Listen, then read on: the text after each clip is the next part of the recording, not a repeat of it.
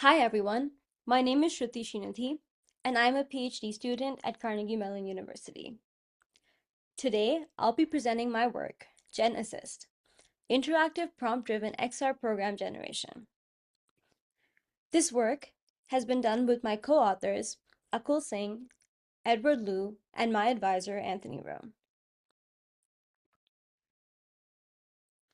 As you all may know, creating XR programs is challenging, time-consuming, and requires special expertise.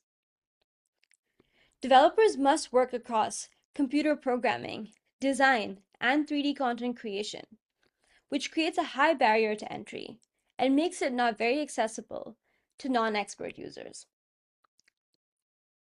And here's what makes it especially frustrating. Even simple XR programs are difficult to prototype. Placing a virtual chair in a room, still quite hard. And creating a complex game or cinematic experience, extremely hard. The entire spectrum of XR creation is inaccessible to most people, and that's a real barrier to adoption.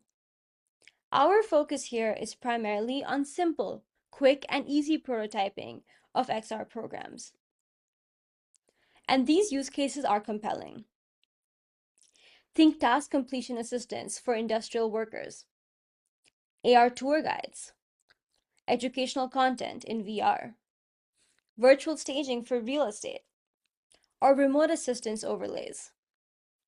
All of these require XR programs that today take significant expertise to build. So our goal with GenAssist is to lower those technical barriers. Specifically, we want to enable natural language-based programming, real-time content generation, iterative editing, and self-correcting context-aware systems, all working together so that anyone can create XR content. Here's what GenAssist can do. From a simple text prompt, it generates fully functional XR programs, not just limited to placing objects in a scene, but also animations and user interactions.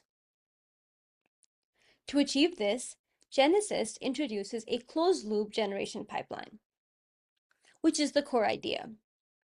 A user provides a text prompt, a generation LLM produces code, which runs an XR program.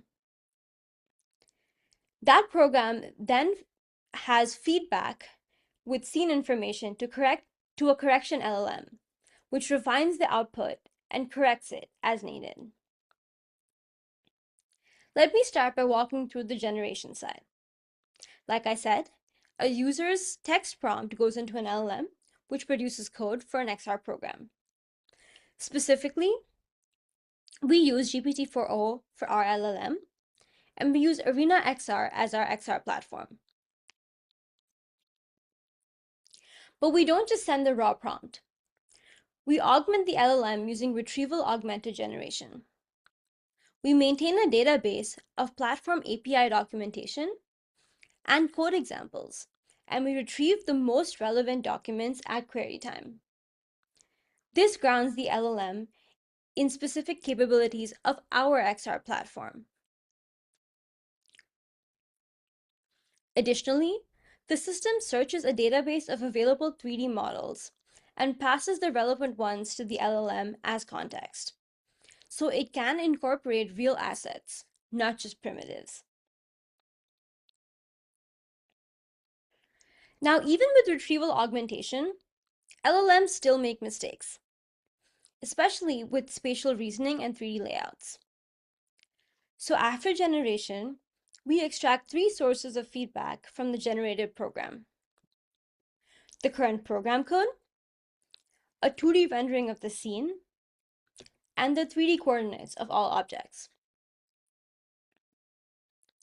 We pass all of this, along with the prompt history, to a correction LLM that identifies and fixes the generated code and hence the generated program. So putting it all together, GenAssist consists of two main stages: generation, using retrieval-augmented LLMs, and correction, using visual and text feedback.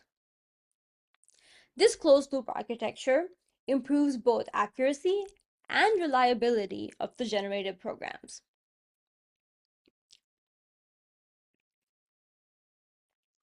Here's what the user-facing interface looks like. A simple chat-style prompt box inside the XR environment. You type your description, hit send, and the scene is generated in front of you. The system generates code, executes the program, captures scene feedback, and iteratively improves the output. This enables interactive XR program creation in real time.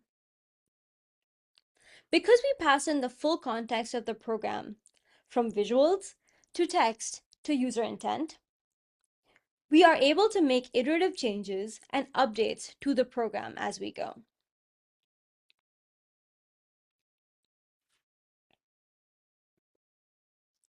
However, we recognize that evaluating the correctness of XR programs is subjective. For example, if the prompt we have is create a car, you can have a 3D model of a car made out of primitives that is just a rectangle with cylinders for wheels, or something more specific, like something with windows and doors. So to evaluate a system like this, we created a benchmark of 50 diverse prompts spanning multiple XR categories, all the way from simple ones like placing objects to animations, human interactions, and iterative program generation. We compared GenAssist against 3 baselines: GenAssist without the feedback, GPT-4o only, and LLMR, a prior system that uses cascading LLM calls. Human raters scored each output for correctness and functionality. And the results are clear. We use a linear mixed effects model to model the predicted ratings for each system, and GenAssist achieves a predicted rating of about 7.3 out of 10, significantly outperforming other baselines. Breaking it down by category, we see a few important patterns. First, the large gains that we have are in interactivity and complex prompts, exactly the cases where LLMs struggle most without feedback. Second, closed-loop visual feedback is particularly effective in catching spatial and visual errors. Third, and interestingly, open-loop retrieval alone can actually hurt performance on simpler prompts by introducing unnecessary complexity and from retrievals, which is why the closed-loop correction step is essential even for simple prompts. Beyond accuracy, one of GenAssist's biggest wins is latency. Our system generates programs in about 24 seconds total, roughly about 10 seconds for generation and 14 for correction. Prior work using cascading LLMs has about 90 seconds of time for generation. That's nearly a 4x speed up, which matters a lot, especially for interactive and iterative workflows. So to summarize, GenAssist enables non-expert users to create XR programs using natural language. Closed-loop visual feedback is the key ingredient that improves reliability. The system achieves both higher accuracy and lower latency than prior approaches. And ultimately, it makes XR content creation more accessible to everyone. The code and project web pages are available, which you can get from this QR code on the slide. Please reach out if you have any questions or would like to discuss more about this work. Thank you so much.